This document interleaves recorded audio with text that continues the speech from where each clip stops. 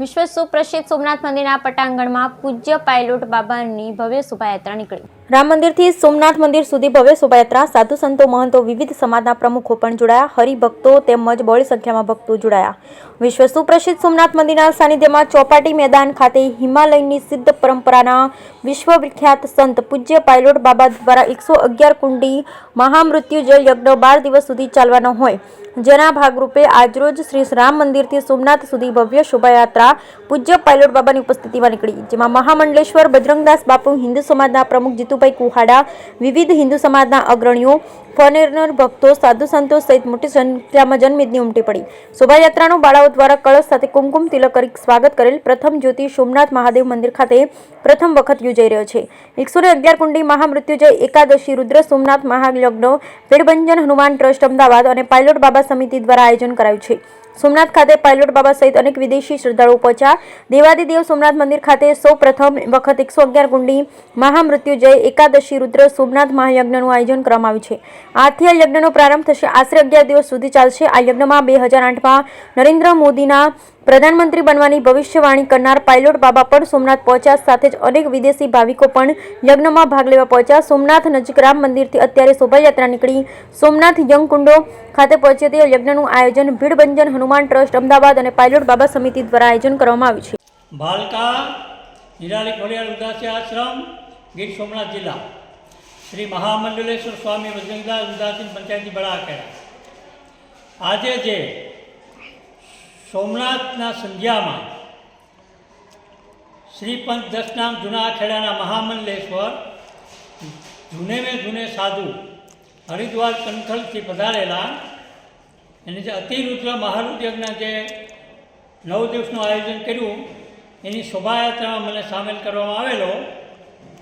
રામ મંદિરે મને એક પાઘડી બાંધવામાં આવેલી, મારું સન્માન કરવામાં આવેલું। ખૂબ ખૂબ હું પાયલોટ બાબાનો ધન્યવાદ પાઠવું છું। પાયલોટ બાબાને 4 થી 5 મહામંડલેશ્વર છે, એને પણ હું ધન્યવાદ પાઠવું છું, કેમ કે हम लोग धर्मगुरु एक मंच पर અત્યારે છીએ અને તારીખ 18 तारीख को अयोध्या रवाना થવાનું છે। आयोजन महायज्ञ हो रहा है, क्या कहेंगे? के आज्ञा से हो रहा बेटा जी, सोमनाथ भगवान के आज्ञा से हो रहा है। हम चाहते हैं देश का विकास हो, हमारा भारत सफल रहे, दुनिया में नंबर 1 आ जाए, और चाहते हैं कि नरेंद्र मोदी को पुनः प्राइम मिनिस्टर बन करके देश के लिए काम करें, विकास करें। यही संकल्प है मेरे बेटा, और संसार का कल्याण हो।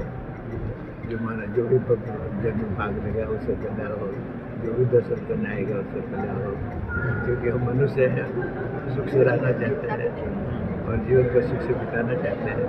जिससे भगवान सहायता करे कि हम सब सुख से जब के माध्यम से उस सुख को प्राप्त करें और जीवन में सफल करें।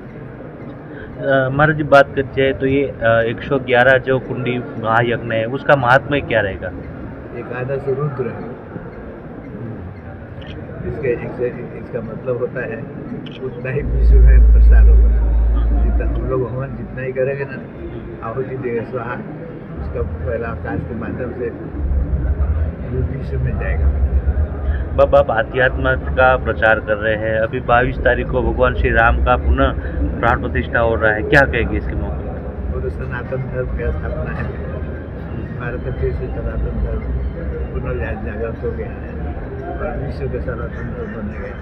हम लोग दुनिया भर में, दुनिया के 177 देशों में सनातन धर्म को स्थापित किया, उसी की सफलता और सारा मानव जाति का कल्याण हो। और क्या विश्व शांति के लिए क्या लोगों को संदेश देंगे? प्रार्थना करेंगे बेटे, क्योंकि शांति ही सुख है।